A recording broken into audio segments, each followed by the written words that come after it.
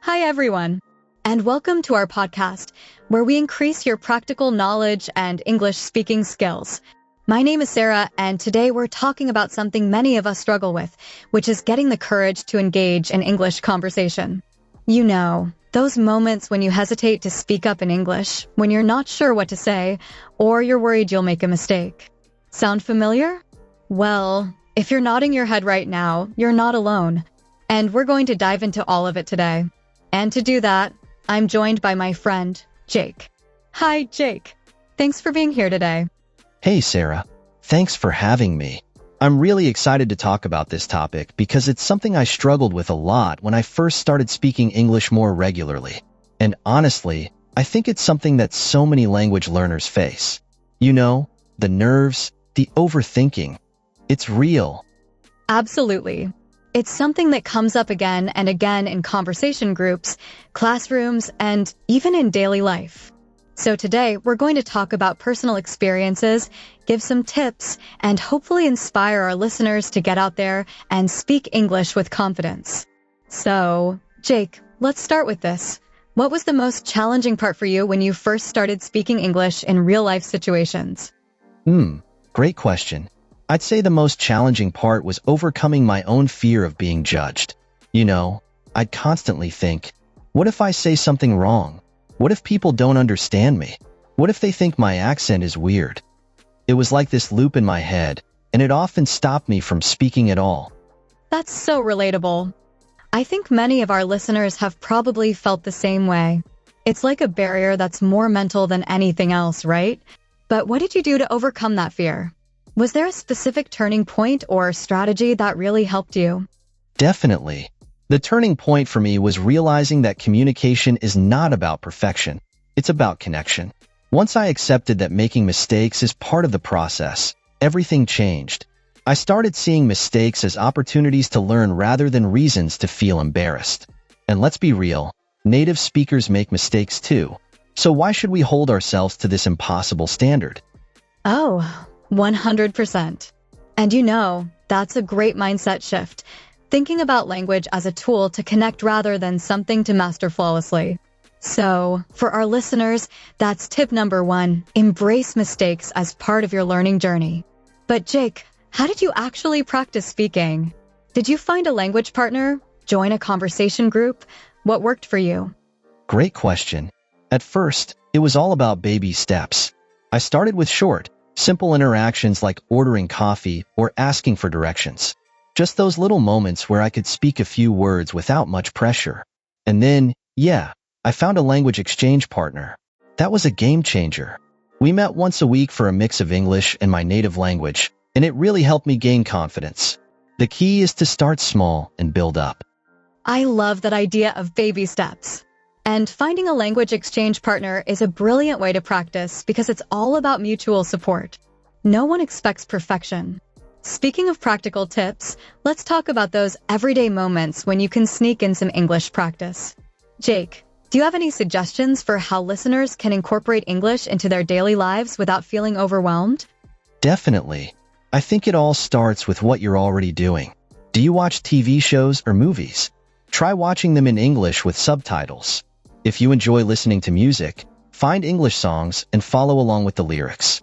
Even just thinking in English when you're going about your day, like when you're grocery shopping or getting ready in the morning, can make a big difference. The point is to make English part of your daily routine in a way that feels natural and fun. Yes, immersion is such a powerful tool. I know that sometimes it's easy to think of English as something we practice only in a classroom or during study time, but the reality is, every little moment counts. And it's not just about practicing vocabulary or grammar. It's about building that confidence to use the language in real conversations, right? Exactly. Confidence really comes from familiarity. The more you hear and speak English, the more comfortable you'll become with it. And honestly, you don't have to wait until you feel ready to speak. There's no magic level of readiness. Sometimes you just have to jump in and try. So true. And you know, I think it's important to talk about the benefits that come from just getting out there and speaking English, even if you're nervous. In your experience, Jake, what are some of the benefits of having the courage to start those conversations? Oh, there are so many. First of all, there's the practical side.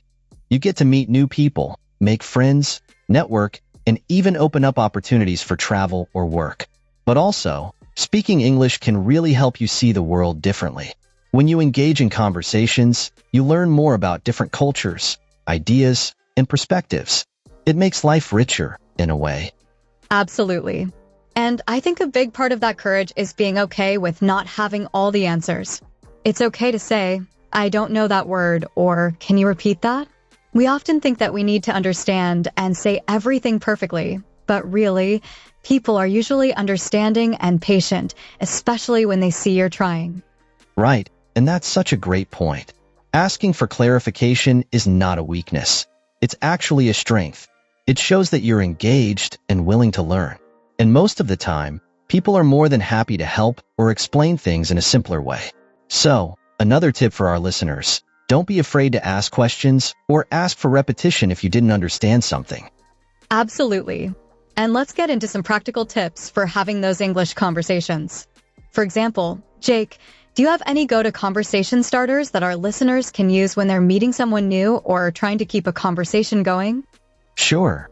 I always think that open-ended questions are your best friend. Questions like, what do you enjoy doing in your free time? Or, what brought you to this event? These kinds of questions invite more than just a yes or no answer and help the conversation flow more naturally. And remember to listen actively. It's not just about speaking, but also about responding to what the other person is saying. That's great advice. I think sometimes we focus so much on what we're going to say that we forget to really listen to the other person.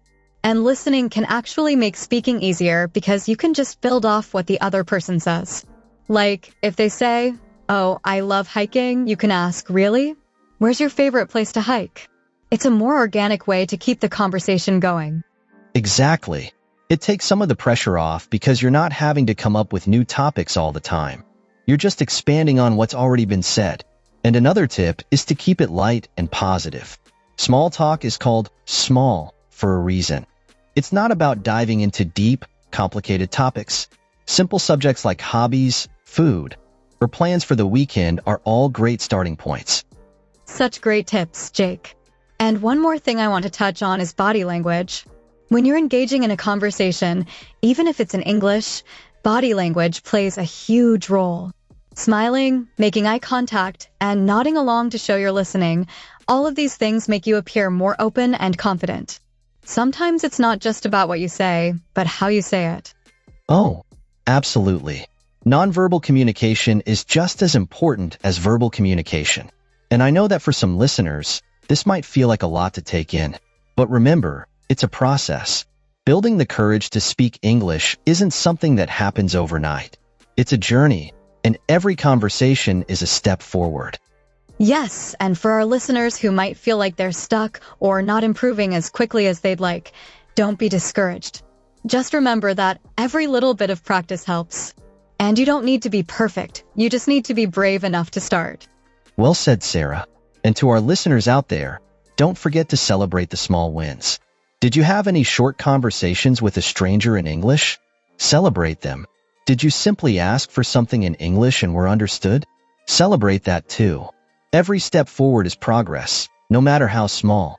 So true. And speaking of progress, Jake, thank you so much for sharing experiences and tips today. I know our listeners appreciate those tips and are motivated to engage in more English conversations without worrying about being perfect each time. Thanks for listening, and consider giving us a like and subscribe so we can bring more podcasts your way. Bye for now.